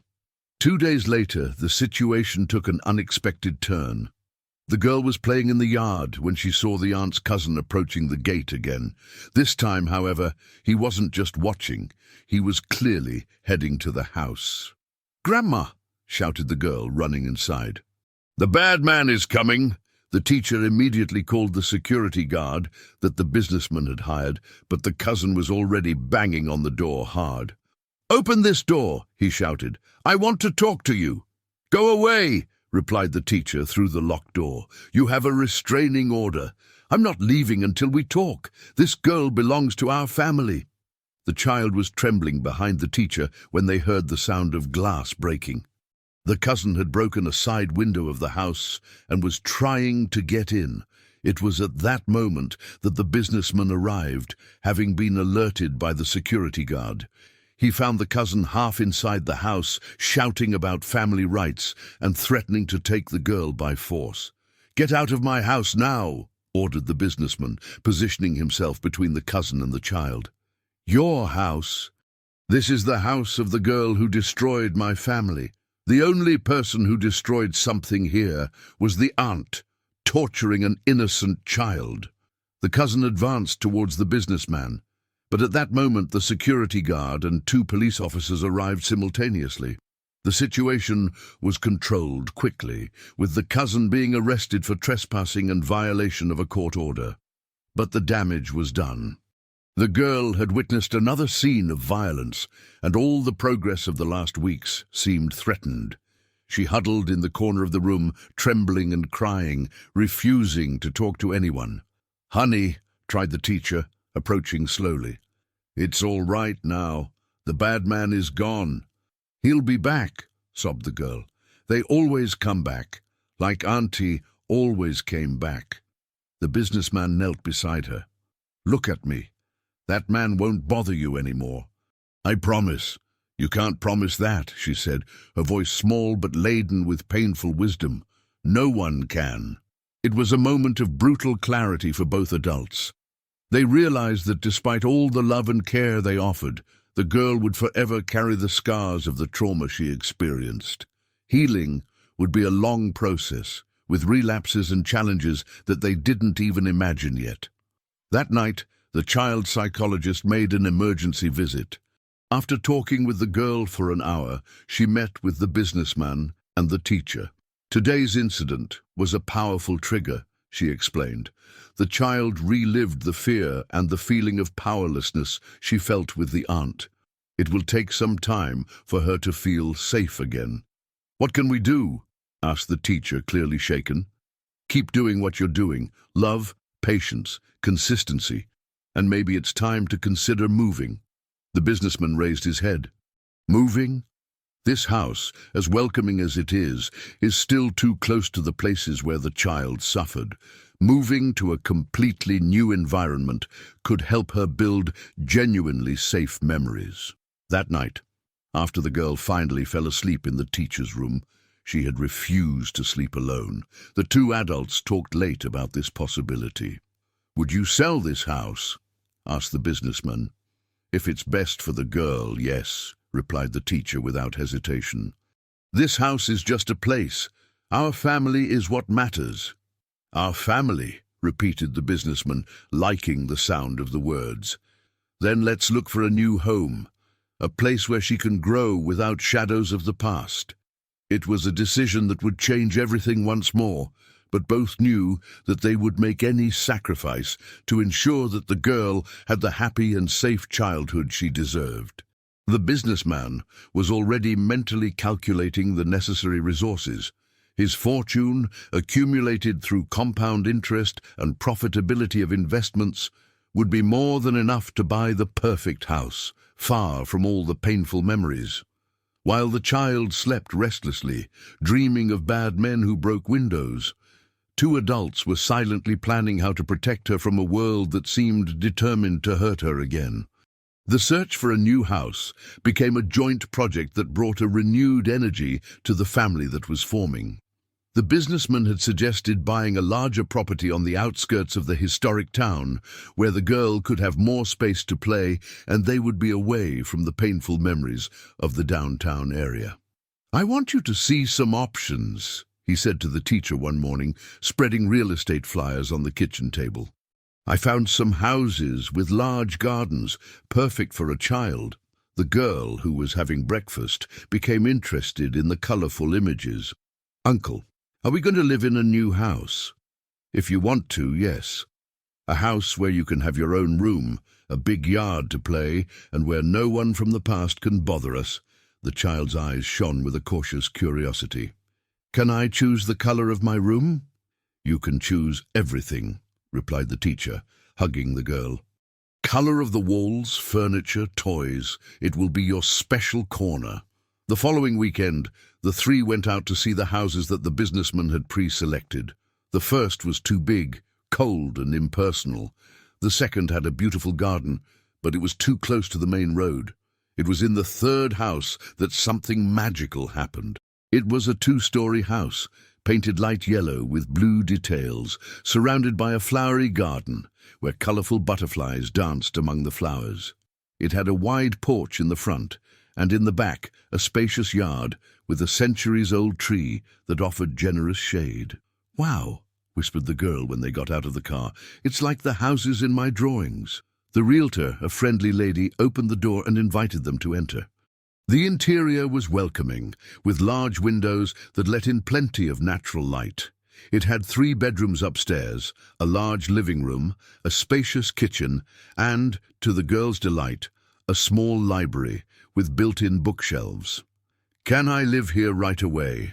asked the child, running from one room to another with an excitement she hadn't shown in a long time. "If you like it," replied the businessman, watching with emotion how the girl explored every corner of the house. "I like it. I like it a lot," she exclaimed, stopping in front of a window overlooking the garden. "Look how many birdies." Indeed, there were several birds in the garden, mockingbirds, robins, blue jays, creating a natural symphony that enchanted everyone. The teacher approached the businessman. "This is the right house," she said softly. "You can feel the positive energy of the place." "I can indeed," he agreed. "I'm going to make an offer today." 3 weeks later, while the purchase papers were being finalized, something unexpected happened. Robert called the businessman urgently on a Thursday morning.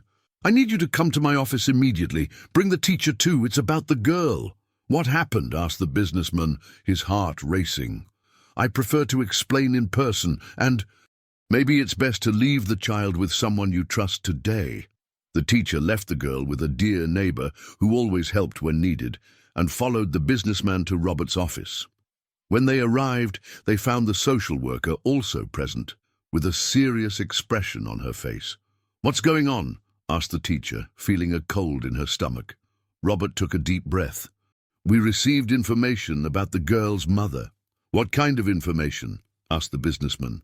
"The mother she didn't pass away as we thought," said the social worker carefully. The silence that followed was deafening.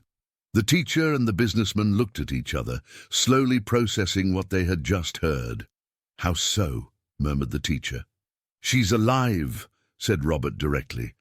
"The girl's mother is alive and in a psychiatric clinic in the capital for 5 years. The revelation hit the two like a tsunami." The businessman stood up abruptly, walking to the window, while the teacher covered her face with her hands. "That's impossible," said the businessman. "The child told us that she had passed away." "That's what the aunt told the girl," explained the worker. "The mother had a severe nervous breakdown after the constant mistreatment of her sister. She tried to harm herself and was admitted for treatment. The aunt assumed custody, claiming that her sister was incapacitated." "And she never got better?" asked the teacher, tears in her eyes. "She's getting better now," said Robert. "The doctors say she has been asking about her daughter constantly in recent months. The treatment is working." "Oh my God," whispered the businessman. "So now what? What does this mean for the girl?" "It means," said the social worker carefully, "that the mother has legal rights to her daughter, if she's deemed fit by the doctors." "No," said the teacher firmly. "The child has barely started to recover. She has bonded with us. She can't be ripped away from all this again." "I understand your concern," said the worker. But we have to consider what's best for the girl in the long run. A child has the right to be with her biological mother. Robert spoke up. There are legal precedents for situations like this. We can argue that the sudden change would be detrimental to the child's emotional well-being. And the mother? Asked the businessman. Does she know that we found her daughter? Not yet, replied the worker. We wanted to talk to you first. But she will have to be informed soon. The businessman returned to his chair, the weight of the situation settling on his shoulders. How are we going to tell this to the girl? Very carefully, said the worker. Maybe we should consult the psychologist first. That afternoon, an emergency meeting was scheduled with the child's psychologist. The doctor listened to the whole situation with professional attention, taking notes while processing the implications. This is an extremely delicate situation, she said. The child genuinely believes that her mother passed away. Discovering that this isn't true will be a huge shock. How should we approach this? Asked the teacher. Gradually. First, we need to prepare the girl for the possibility of changes. Then, introduce the idea that her mother may be alive. And finally, if it's inevitable, prepare for a possible reunion. What if the mother wants her daughter back immediately? Asked the businessman. Then we'll have to fight in court, replied the psychologist. But based on what I've observed, the child is in a stable and loving environment. Any drastic change could be devastating to her emotional development. That night, the businessman and the teacher returned home in silence, each lost in their own thoughts. The girl waited for them with a drawing she had made at the neighbor's house, the new yellow house with 3 happy figures in front, her, the teacher, and the businessman. Look what I drew, she said excitedly. Our new family in the new house. The teacher hugged the child extra tightly, trying not to cry. It's beautiful, my dear. When are we moving? Asked the girl. Soon, replied the businessman, his voice laden with an emotion he struggled to control. Very soon. That night, after the girl fell asleep, the businessman and the teacher talked late about the impossible situation they were in. I can't lose her, said the teacher, tears streaming down her face. She has become my daughter at heart. Neither can I, replied the businessman, but if the mother wants her daughter back, then we'll fight, said the teacher with determination. We'll fight for the girl, for the family we've built. She deserves stability, not another traumatic twist in her life. It was a battle that neither of them had foreseen, but both knew that they would do anything to protect the child who had changed their lives forever. The businessman thought of all his resources, his capital, his assets, his fortune in diverse businesses. Everything would be used to ensure that the girl stayed with them, if necessary. The week that followed the revelation about the mother was one of the most difficult that the businessman and the teacher had ever faced.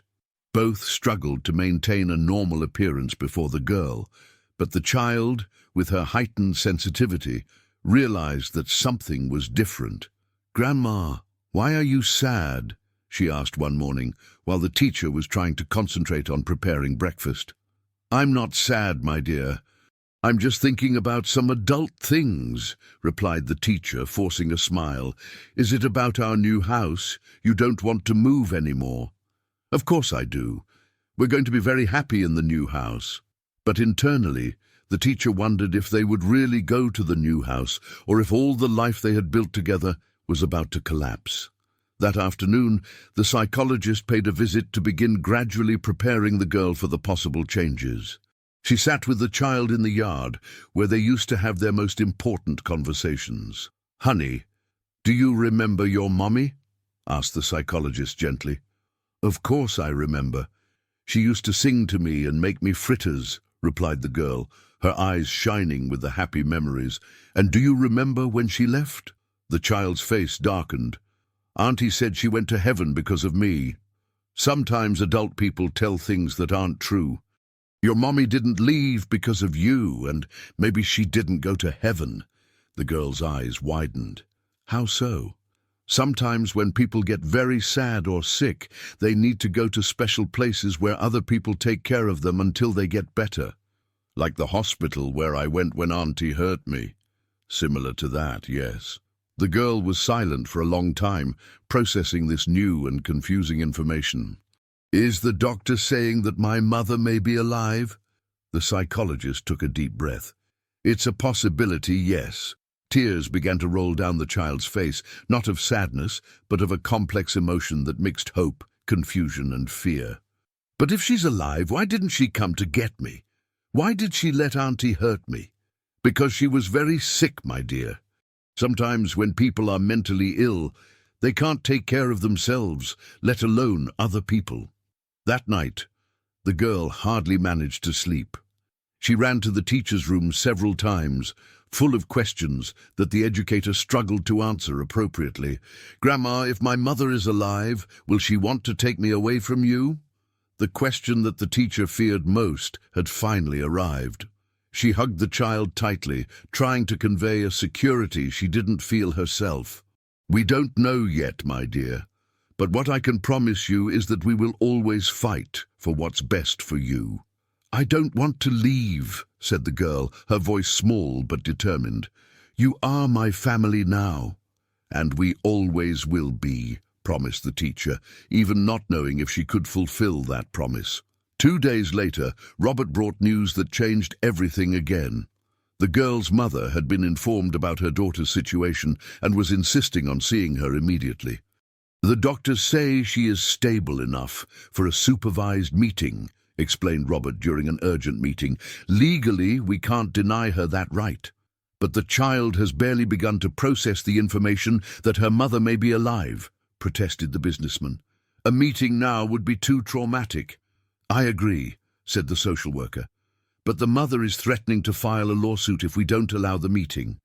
And unfortunately, she has legal rights over her daughter. The psychologist spoke up. If the meeting is inevitable, then at least let's do it in the most controlled way possible. Neutral environment, limited duration, and with all of us present to support the child. It was decided that the meeting would take place in the psychologist's office the following Saturday.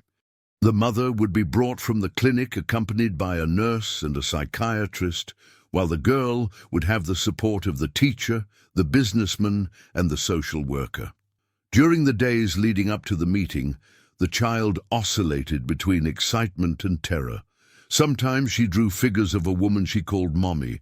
Sometimes she hid under the bed crying. What if she doesn't like me anymore? She asked one night. What if she thinks I grew up ugly?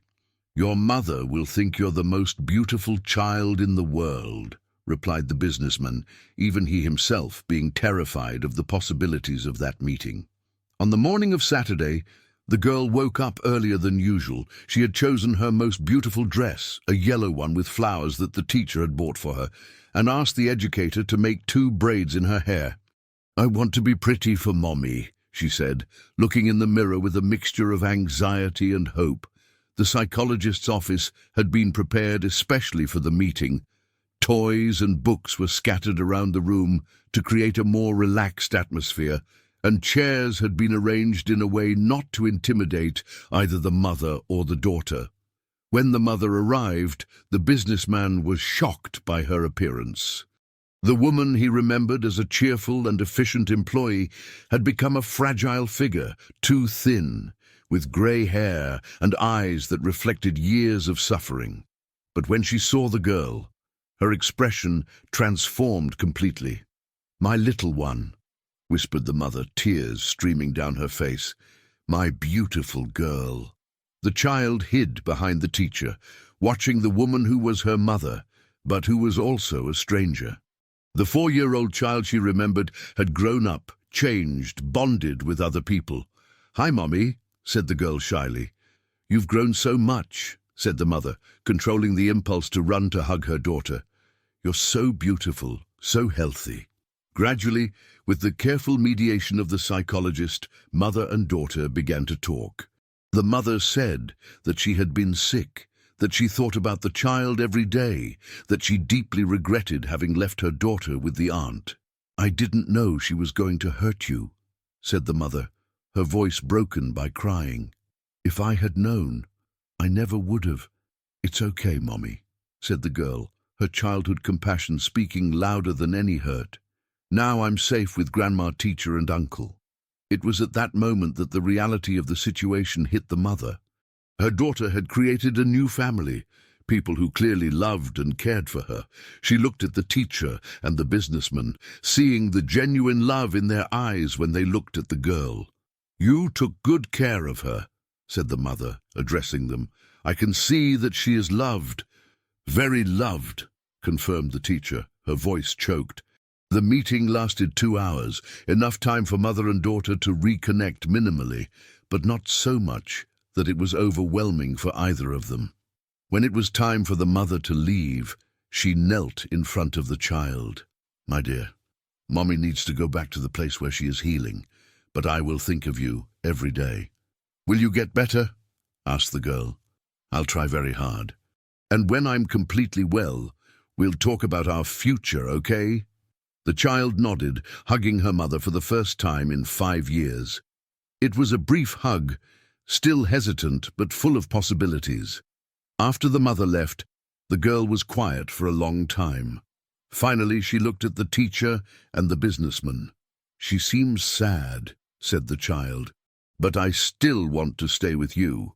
That night, while the girl slept exhausted by the emotional meeting, the businessman and the teacher received a call that would change everything once more. It was the psychologist, with news about a conversation she had had with the mother after the meeting. "The mother made a decision," said the psychologist. "A decision that you need to hear." The call left the businessman and the teacher in suspense for an entire night, knowing that their lives and the girls were about to change again irreversibly. The psychologist's call left the businessman and the teacher in suspense for an entire night. On Sunday morning, the two headed to the office while the girl stayed once more with the neighbor.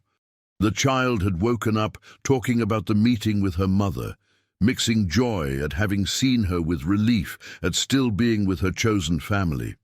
"She's still sad," the girl had commented during breakfast, "but I think she wants to get better." In the office, the psychologist greeted them with a serious but not somber expression. There was something in her eyes that suggested the news wouldn't be devastating. "The mother spent the night talking with me and the doctors at the clinic," she began.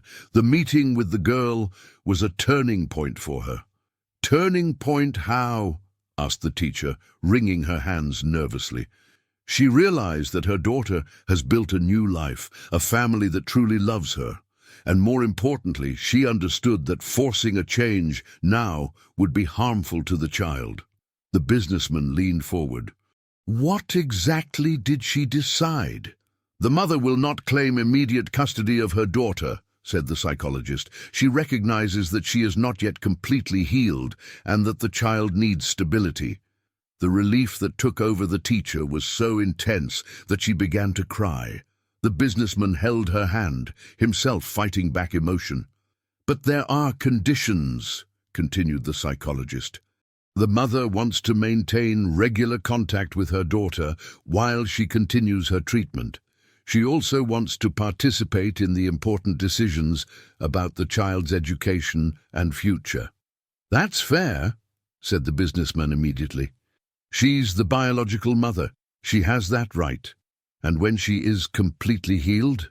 asked the teacher, still worried about the future. "The mother was very clear about that," replied the psychologist. "She said that if one day she is completely well, she would like to have her daughter back, but not abruptly.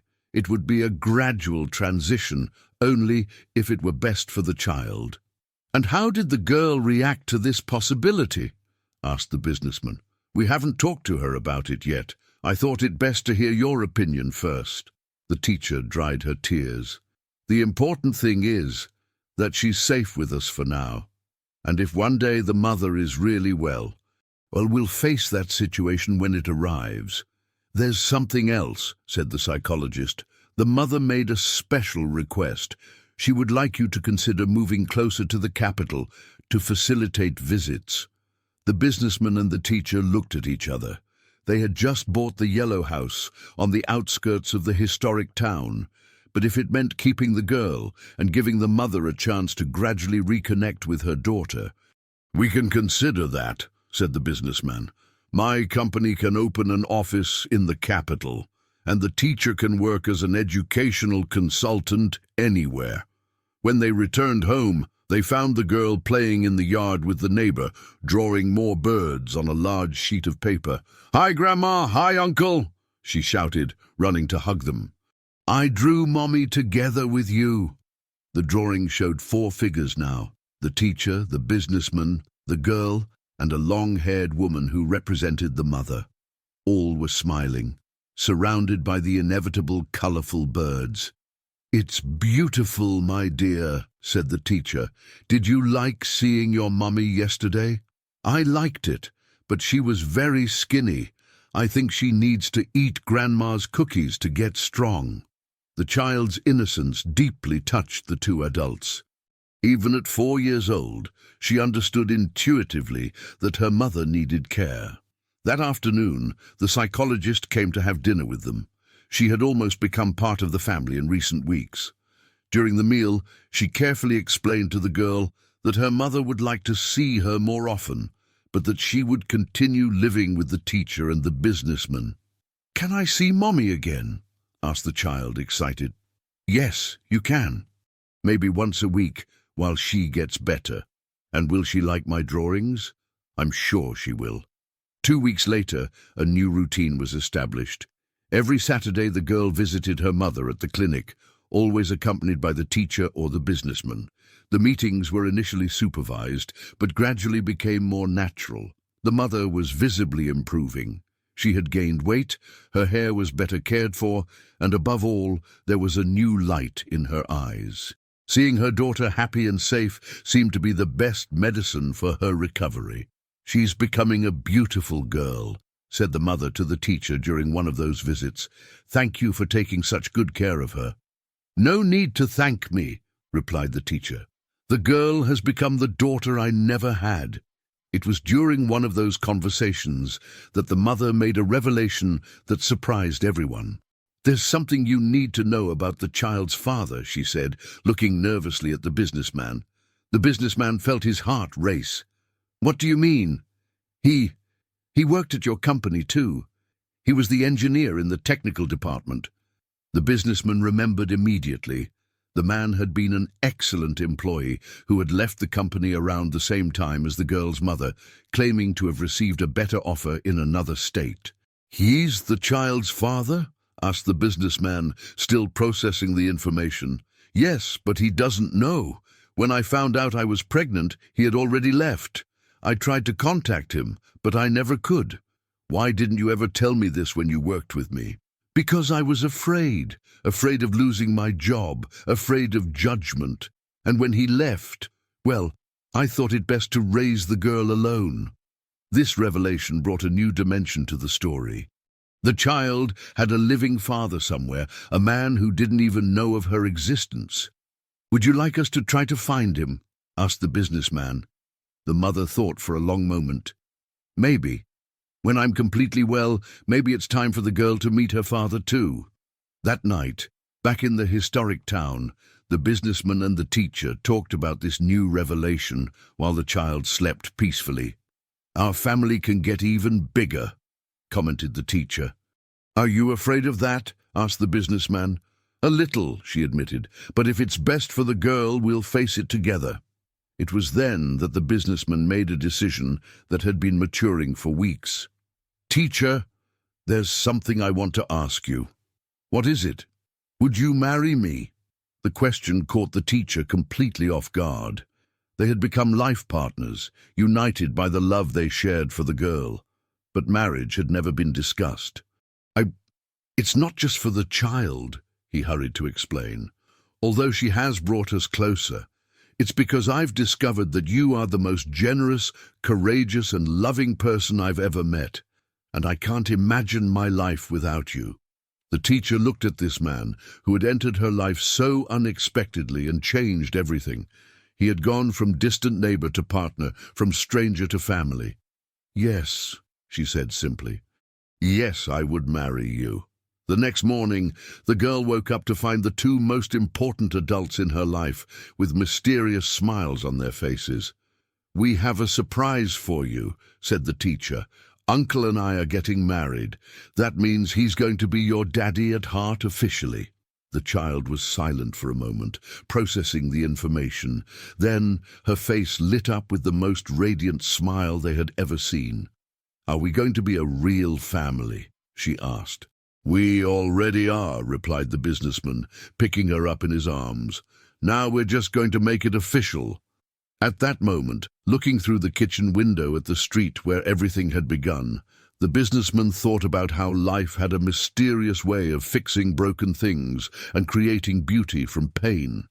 His fortune, built through capital and careful investments, finally had a true purpose: ensuring the happiness of the family he had chosen to love. The months that followed brought a stability that none of the three had experienced before.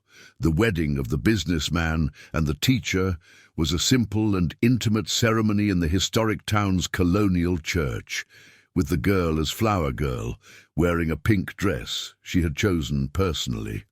"Now we're a real family on paper too," said the child during the party, holding the hands of the two adults who had become her parents at heart. The move to the yellow house finally happened, and the girl adapted to the new home with an ease that surprised even the psychologist. Her room was painted light blue, with drawings of birds on the walls. No longer the sad and black birds she drew at the time of the aunt, but colourful and cheerful birds that represented her new life. The weekly visits to the mother became a natural part of the family routine. With each meeting, the girl and her biological mother got to know each other a little better, gradually building a relationship that respected both the past and the present. Biological mommy, as the child had begun to call her to differentiate her from the teacher, who was simply "Mommy." "You're getting stronger," commented the girl during a visit. "I am indeed, my dear, and it's because you give me strength to get better," replied the mother, who had truly transformed. Her hair had returned to its natural shine. She had gained healthy weight, and above all, she had recovered the serenity that the businessman remembered from when she worked for him. It was during one of those visits that the mother made an announcement that would change the family dynamic once more. "The doctors said I can be discharged from the clinic next month," she said, carefully observing everyone's reactions. "I'm going to live in an assisted living facility in the capital, where I will have independence, but still psychological support when needed." The silence that followed was filled with complex emotions. The girl, now 5 years old and more mature, immediately understood the implications. "Does that mean you can come visit us at our house?" she asked. "That means exactly that," replied the mother, with a smile. "If your parents agree, of course." "Of course we agree," said the businessman immediately. "You will always be welcome. And maybe," continued the mother hesitantly, "we can start talking about that subject we discussed before." Everyone knew she was referring to the girl's father.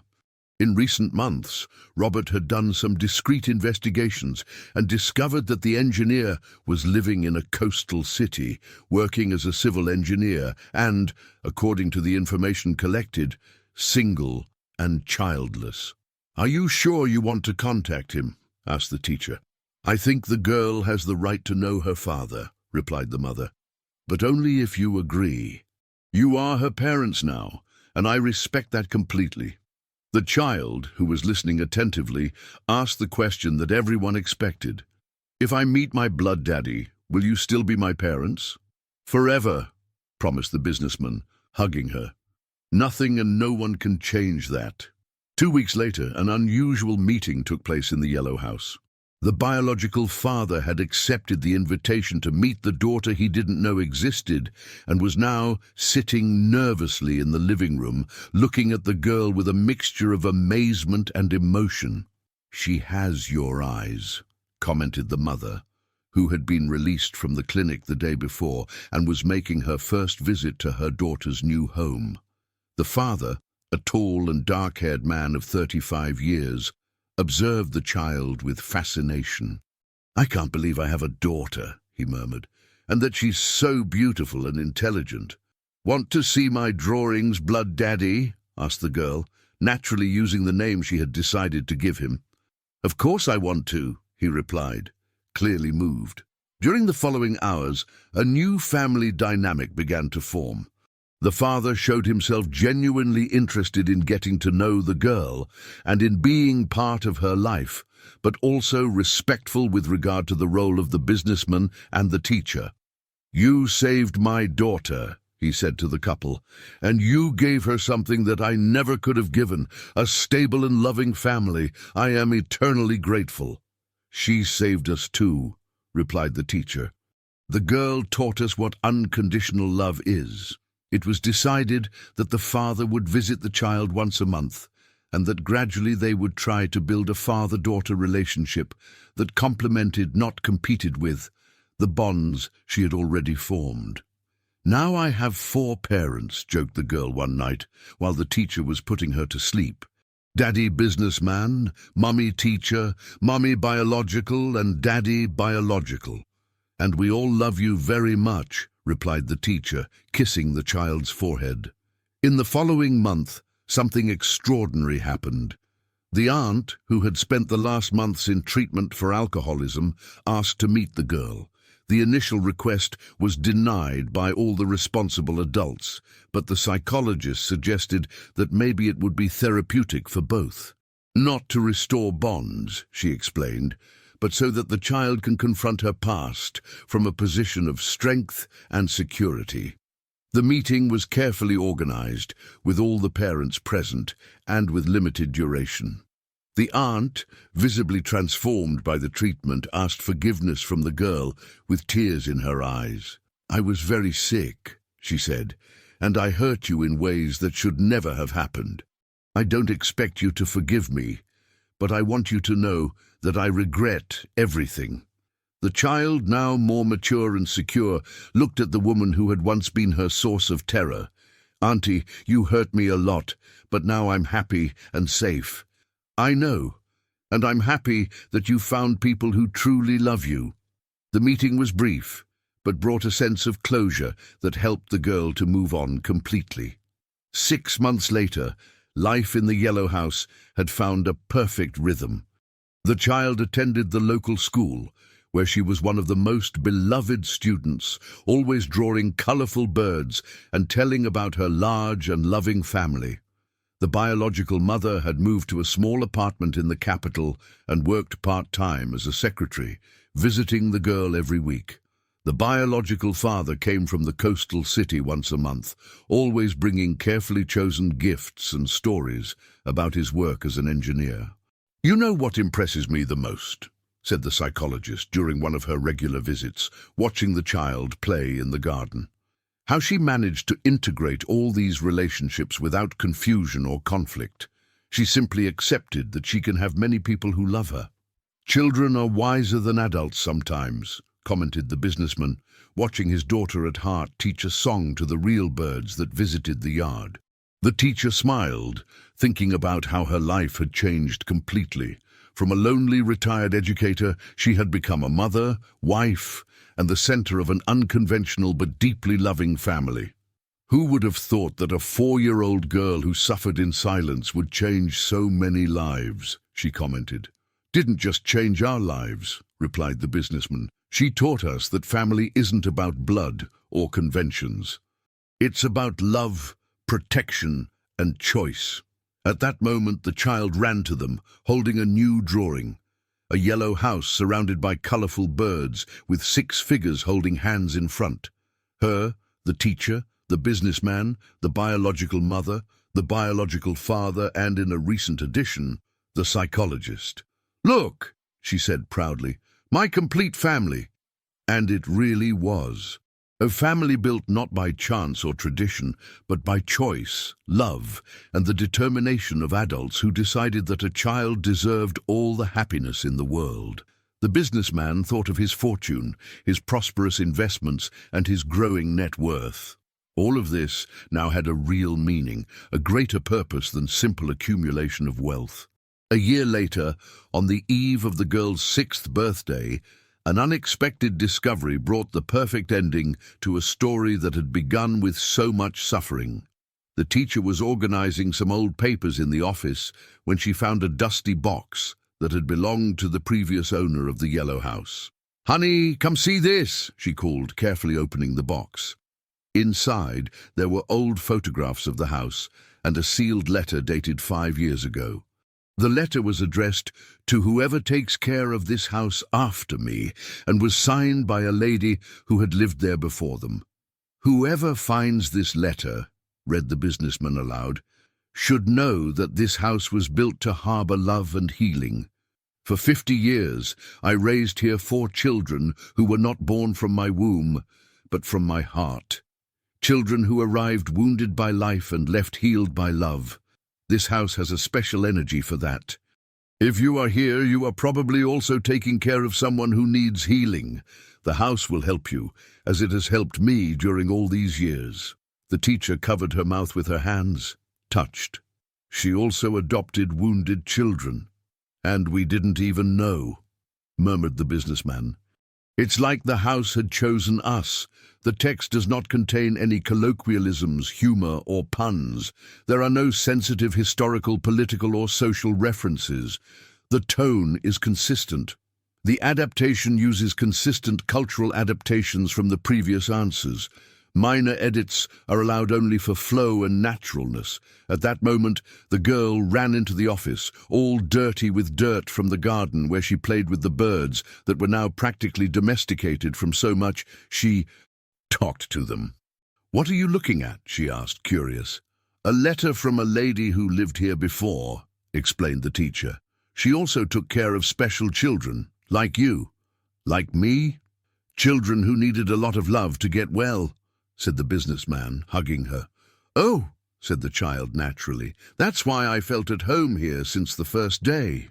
The simplicity of the girl's answer deeply touched the 2 adults.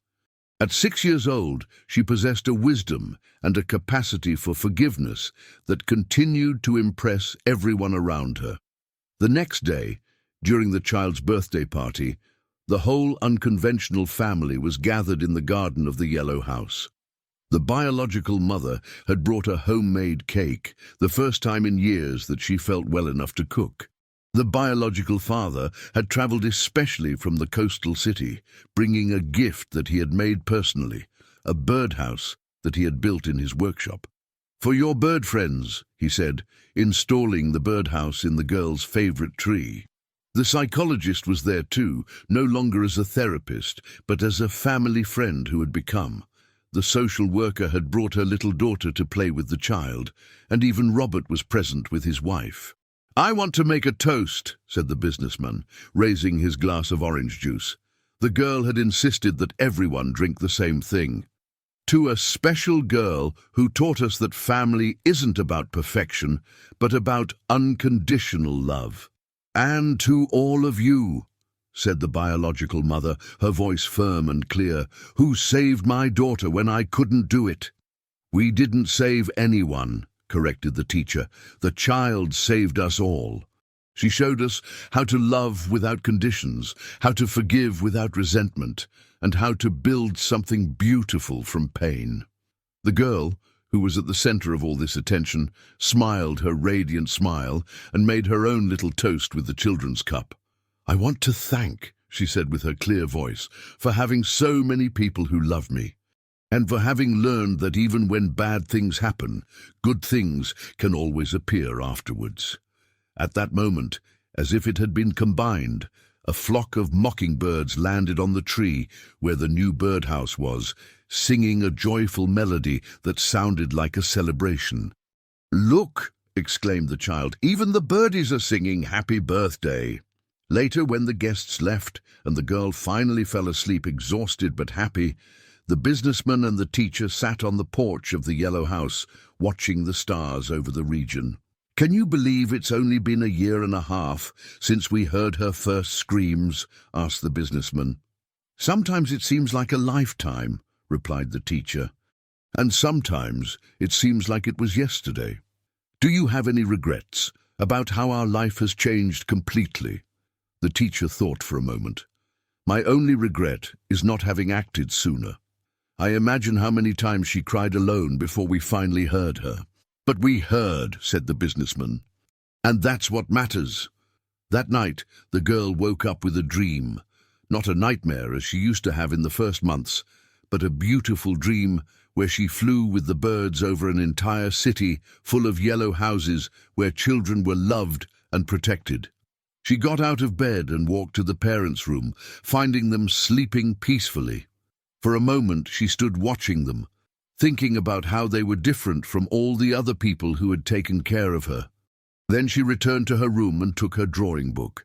By the light of the lamp, she drew her family once more. But this time she included something new. In the drawing, all the figures had small wings, as if they were angels taking care of each other. And in the corner of the sheet, she wrote with her still childish handwriting, "My family who helped me fly." 6 months later, on a sunny spring morning, the child made a statement that perfectly summarized her healing journey. "Mommy," she said to the teacher while helping to water the flowers in the garden, "I had a life before that was very sad, but now I have a life that is very happy, and I think the sad life made me know how to value the happy life more." The teacher stopped watering the plants and looked at that extraordinary girl who had transformed not only her life, but the life of so many people. "You are very wise for a 6-year-old girl," she said. "It's because I went through difficult things," replied the child naturally. "But now I know that I can go through anything because I will always have you." At that moment, the businessman arrived from work early, something that had become routine since the girl entered their lives, and found his 2 favorite women in the garden, surrounded by butterflies and birds, laughing at something the child had just said. It was a scene of perfect peace, an image that he would keep forever. The family that he hadn't planned, but that had become the most important thing in his existence. "What are you doing, my flowers?" he asked, using the affectionate nickname he had created for them. "Talking about how good it is to be happy," replied the girl, running to hug him. "And how good it is to have a real family," added the teacher. While the 3 hugged in the garden of the yellow house, the birds sang in the trees, the flowers swayed in the gentle breeze, and somewhere in the sky, a story of suffering had transformed definitively into a story of love, redemption, and hope. The girl who drew trapped birds had become a child who flew freely, carrying with her all those who were lucky enough to love her. And in the garden of the yellow house, the real birds sang a melody of gratitude that would echo forever in the hearts of a family that had learned that the happiest endings are those built with the hands of unconditional love. His financial investments and his growing cash flow allowed the businessman to establish a fund to ensure that the child had financial security for life. But he knew that the real treasure wasn't in his bank accounts. It was in the laughter of that girl and in the love of the family they had built together. 3 years had passed since that first scream that cut through the afternoon air in the historic town. The girl, now 7 years old, had become a radiant child, full of life and dreams, who ran through the garden of the yellow house chasing butterflies and talking to the birds as if they were her best friends. On that special spring morning, she woke up with an idea that would make her heart beat faster. She had decided that she wanted to do something special for the 2 people she loved most in the world, something that showed how grateful she was for everything they had done for her. "Mommy," she said to the teacher during breakfast, "can I prepare a surprise for you and Daddy today?" "Of course, my dear," replied the teacher, intrigued by the special sparkle in the child's eyes. "What kind of surprise?" "It's a secret," said the girl, covering her mouth with her little hands and giggling, "but I'll need your help to make special cookies." Throughout the morning, the child worked with impressive dedication. With the help of the teacher, she prepared heart-shaped cookies, decorated cards with drawings of colorful birds, and organized a small presentation in the garden. When the businessman arrived from work that afternoon, he found the house strangely silent. The teacher greeted him at the door with a mysterious smile. "Our little one has a special surprise for us," she said, guiding him to the backyard garden. What he saw left him speechless. The girl had transformed a small area of the garden into a magical setting. She had spread flower petals on the ground, hung colorful drawings on the branches of the trees, and in the center of everything, she had set up a small table with the cookies she had made that morning. "Welcome to my special show," she announced with a theatrical bow, wearing a yellow dress that matched perfectly with the house. She then began a presentation that deeply touched the hearts of the two adults. She sang the song that her biological mother had taught her, but now with the new lyrics that she herself had created. A song about birds that found a safe home where they could fly freely. "Once upon a time there was a little bird that was lost and afraid," she sang with her sweet voice. "But then she found two big birds who taught her to fly again, and now they fly together forever, like a happy family in the blue sky." When she finished, she ran to them and hugged them with all the strength of her small arms. "Thank you for saving me," she whispered. "Thank you for teaching me that the world can be beautiful." At that moment, the businessman and the teacher understood that they had witnessed something much greater than a simple children's presentation. They had just seen the final result of a healing journey that had lasted years. A child who had gone from the deepest despair to the purest joy. "It wasn't us who saved you," said the businessman, his voice choked with emotion. "It was you who saved us." That night, after the girl fell asleep, the couple sat on the porch as had become customary, but this time with a sense of completeness that they had never experienced before. "Do you remember that first day, when you said that she just needed someone to listen to her?" asked the businessman. "I remember," replied the teacher, "but I never imagined that she would give us so much in return. She taught us that true love has no limits or conditions, that a family can be formed by people who choose each other, not just by blood ties." At that moment, a call arrived that would bring the last surprise of this extraordinary story. It was the girl's biological mother, calling from the capital with news that would change everything definitively. "I was completely discharged from the doctors today," she said, her voice full of joy and gratitude. The silence that followed was charged with apprehension. Both knew that that moment would eventually come, but now that it was there, they didn't know how to feel. "And what does this mean?" asked the teacher carefully. "It means that I made the most important decision of my life," replied the mother. "I want to officially relinquish custody of my daughter and allow you to legally adopt her." The revelation left them stunned. "But why?" asked the businessman. "Because during all these months of visits, I saw something that I never thought I would see again. My daughter truly happy. You gave her something that I could never give. A normal childhood, a stable family, and above all, the certainty that she is loved unconditionally." The biological mother continued, her voice firm but full of love. "I will always be the mother who brought her into the world, and she will always be the daughter of my heart. But you are the parents she chose, who raised her, who saved her. It's fair that you are her legal family too." That dawn, while the girl slept peacefully in her room decorated with colorful birds, 3 adults cried together in the garden of the yellow house, not of sadness, but of a joy so intense that it didn't fit in words. The next morning, when they told the news to the child, her reaction was typical of her precocious wisdom. "That means that biological mommy will always be my heart mum, but you will be my official paper parents too?" she asked. "Exactly," confirmed the teacher. "Good," said the girl simply. "So I'm sure that no one will ever separate me from you again." 6 months later, in a simple but moving ceremony at the courthouse in the capital, the adoption was made official.